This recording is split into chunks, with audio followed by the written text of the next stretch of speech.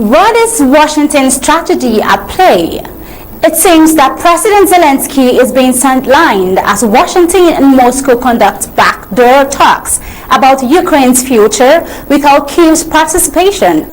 The concerns surrounding these are numerous, and political pundits are extensively. Meanwhile, the world is hopeful that a positive outcome might emerge from these discussions. However, one must wonder whether Zelensky will place his trust in this process, given that the ongoing talks have not appeared inclusive thus far. All this and more will be explored in today's Flash News. Good afternoon and welcome. I am Fabita Ako. Let's begin.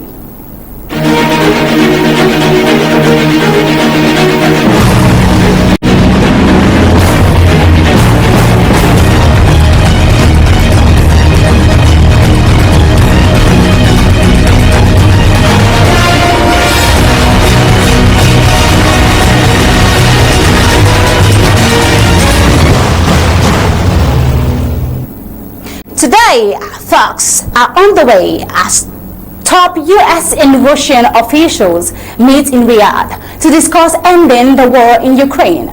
One key player is missing: Ukraine itself. While Washington and Moscow explore possible peace terms, Kyiv and European leaders fear being sidelined. Is this diplomacy or a dangerous deal-making behind closed doors? For the first time since the war in Ukraine began, U.S. and Russian officials sat face-to-face in Riyadh to explore options for ending the three-year conflict. The high-level meeting, featuring Russian Foreign Minister Sergei Lavrov and U.S. Secretary of State Marco Rubio, signals a dramatic shift in Washington's approach under President Donald Trump. Again, for the first time in 4 years, since President Trump came into office, Putin is showing signs to end the war in Ukraine as peace talks continues. As Trump trying to play with Putin's ego so that Putin can compromise, perhaps this might become his strategy. While Ukrainians are not happy with the move, it could mean Trump is playing his card right. But then, what are the dangers if this persists without a victory? Can we achieve short-term without ensuring long-term? Because this has been the phase of Zelensky. Probably Putin could make further advances. On the other hand, according to sources, the discussions covered not just the war, but also broader U.S.-Russia relations, which the Kremlin claims were below zero under the Biden administration. However, the most controversial aspect of the talks is that Ukraine, whose future is being decided, is not at the table. Well, this seems sad, but still tempted to think, is something fishy? Why is Ukraine not at the table? Why has Europe automatically decided to be a backbone to Ukraine? Why has Trump sidelined the EU too? Although Kyiv has been firm in rejecting any deal made without its involvement, we as a sovereign country simply will not be able to accept any agreement without us. Ukrainian President Volodymyr Zelensky warned last week. Take a look. For the dialogue between Trump and Putin, and I think it's up to them, but they can discuss everything they want, but not about Ukraine without us. And that's why especially in this case, I think it's a little bit dangerous. That's why I said that we need to talk more with the president and to talk more with his people, with his teams. We had good conversation, and I think that I opened some new details for vice president. That's why I said it's not waste time. It's really very important, I think, diplomatic investment for the future, just and lasting peace for Ukraine. President Zelensky there, is he caught in a mix? Because it seems so. Would he lean on the support from the EU or the US? We know this is discussion between the superpowers.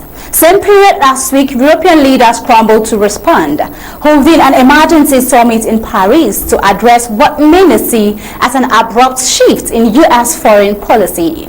fearing a scenario where Trump and Putin negotiate over Ukraine without European input. Leaders pledged to invest more in defense and push for security guarantees for Kyiv. Dutch Prime Minister Dick Schoof summed up Europe's concern as it is a crucial time for the security of Europe. They must continue to stand behind Ukraine.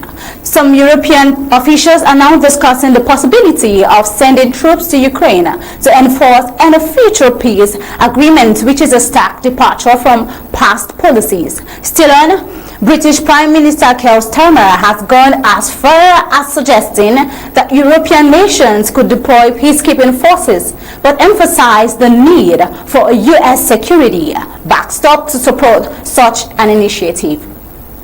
While the Biden administration previously maintained a firm stance against negotiating directly with Russia unless Moscow showed serious intent to end the war, Trump, however, has taken a different approach, engaging with the Kremlin immediately and openly discussing major concessions, including potential sanctions relief and reopening economic ties. Kirill Dmitriev, a key Russian economic advisor involved in the talks, praised Trump's team as problem solvers, highlighting the financial losses suffered by U.S. companies due to the sanctions on Russia. U.S. businesses lost around $300 billion from leaving Russia, which sends arguments that ending the conflict could open economic doors for both nations. While Tuesday's meeting was described as an initial contact to gauge Russia's seriousness about a peace deal, the Kremlin has hinted that it sees these talks as part of a larger effort to restore broader U.S.-Russia relations. Reports suggest that a potential Trump-Putin summit is already being planned. The Kremlin has also linked the discussions on Ukraine with broader geopolitical concerns, including trade restrictions and regional security matters. Notably, Lavrov and Rubio reportedly discussed lifting barriers to trade and investment, suggesting that economic factors could play a significant role in a negotiated settlement. As U.S.-Russia talks unfold, uncertainty hangs over Kyiv and its European allies. Will Ukraine be forced into a deal brokered without its consent? Will Europe set up its role in securing Ukraine's future, and how far is Trump willing to go in reshaping U.S. foreign policy? We all know President Trump has been ruthlessly vocal about his America First agenda, which means other things come second. For now, all eyes are on the secretive negotiations in Riyadh and whether they mark the beginning of the end of the war in Ukraine or the start of an uneasy new world order. But come to think of this, what's the plan on the way? Is this fair enough to the Ukrainian people, especially a war that has disrupted major cities in the region? Moving on to Israel-Hamas ceasefire and bringing you updates on the all-hell break loose ultimatum ushered to Hamas by President Trump.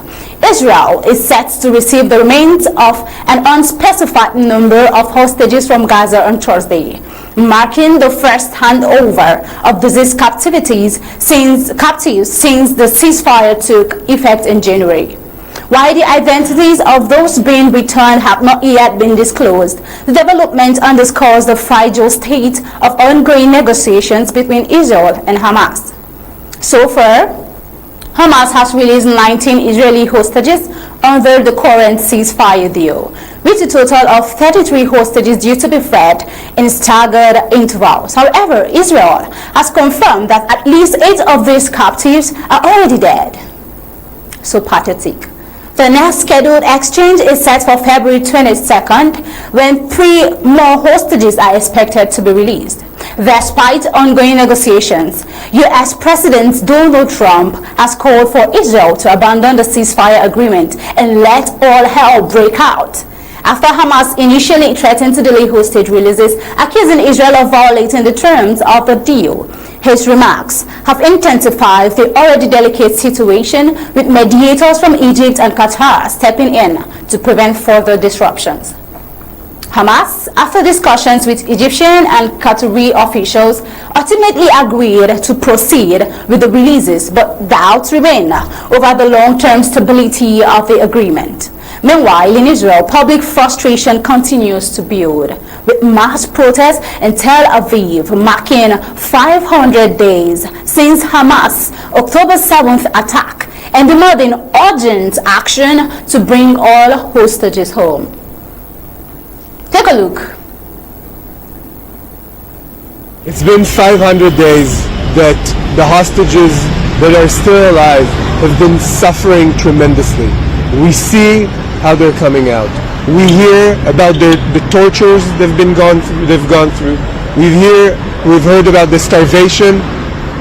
We know that we cannot let this happen.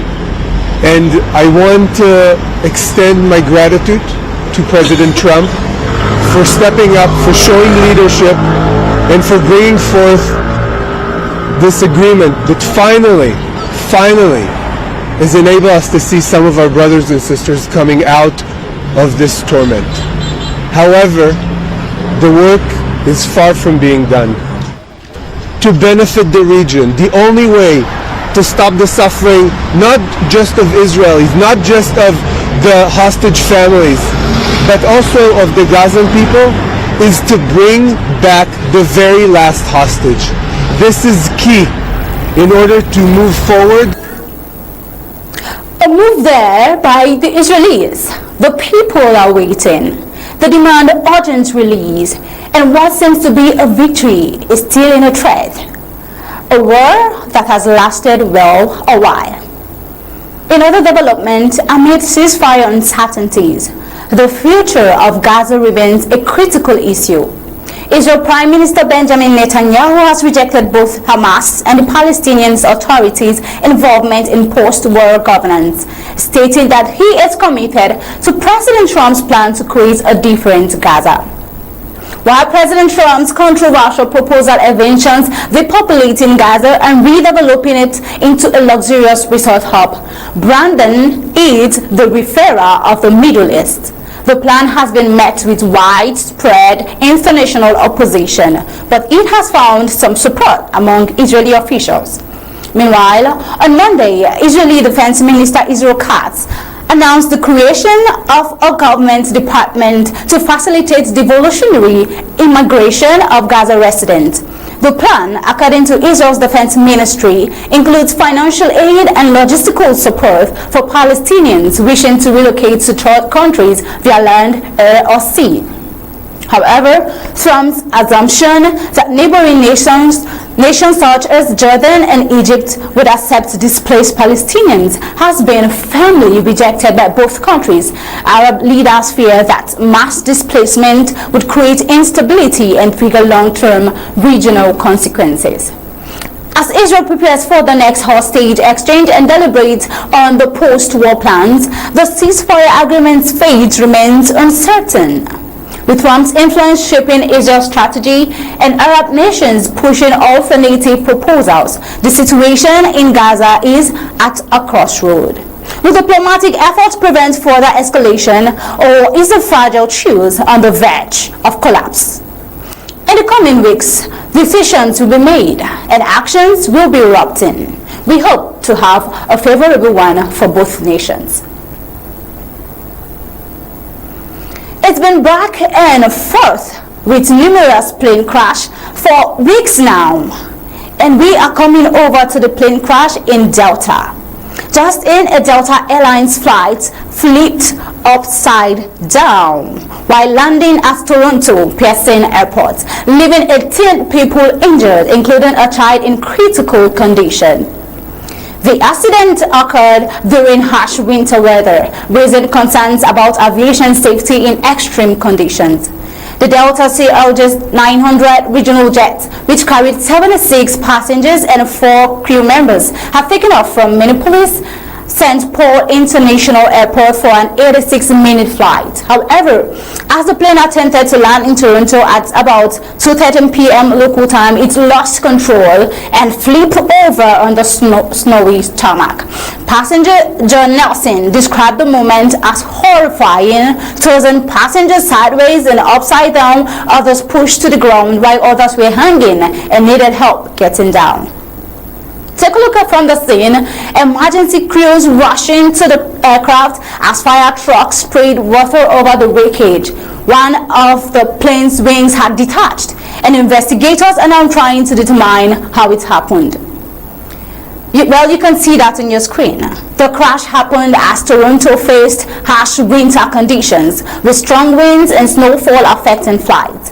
Flight Weather 24 reported that the plane landed amid gusting crosswinds and blowing snow. However, Toronto Pearson's fire chief Todd Etkin stated that the runway was dry and there were no crosswind conditions at the time of landing. Aviation experts have pushed back against that claim. This is what they have to say. U.S. aviation safety expert John Cox noted that while the average crosswind was 19 knots, gusts could have varied significantly, forcing pilots to make rapid adjustment. Investigators are now looking into whether a mechanical failure caused the plane to overturn. Michael J. McCormick, an associate professor of air traffic management, called the crash unique, but praised modern safety standards. 80 people survived. An event like this, which not long ago would have been fatal. Maybe that's just God, or they are just lucky. The Toronto incident is one of several recent aviation accidents in North America. In Washington, D.C., an Army helicopter collided with CRJ-700 passenger jets, killing 67 people. In Philadelphia, a medical transport plane crashed, claimed 7 lives, and another plane crashed in Alaska Q10. These accidents have sparked discussions about aviation safety, particularly in harsh weather conditions. While experts say modern aircraft are designed to withstand extreme situations, incidents like this raise questions about whether current safety protocols are enough. The Transportation Safety Board of Canada has launched an investigation into the crash. With assistance from the U.S. National Transportation Safety Board, a preliminary report is expected within 30 days. Toronto Pearson Airport has since reopened, but 2 runways remain closed, leading to flight delays. Airport President Deborah Flint credited emergency responders for preventing a greater tragedy. We are very grateful that there was no loss of life and only minor injuries. Japan's Mitsubishi Heavy Industries, which owns the CRJ aircraft program, has pledged full cooperation with investigations. Good to see all this unfolding. For now, passengers and officials alike await answers on what caused the Delta plane to flip upside down and whether similar accidents can be prevented in the future. Coming to the climax of this report, the terrifying accident at Toronto Pearson Airport poses a concern to the frequent plane crashes in recent times. Are all this an unavoidable disaster or a failure in safety protocols? With the investigations ongoing, we hope this immediately comes to a halt to prevent fears of the frequent loss of lives. Well, until next time, this is where we'll be drawing the curtain on today's Flash News. Remember, tonight, we'll be bringing you untold stories with Onye Okpala, detailing alleged Ambazonian fighters who perished in Penang mob justice, and many more at the top of the hour, 8 p.m. Until then, do have a pleasant day.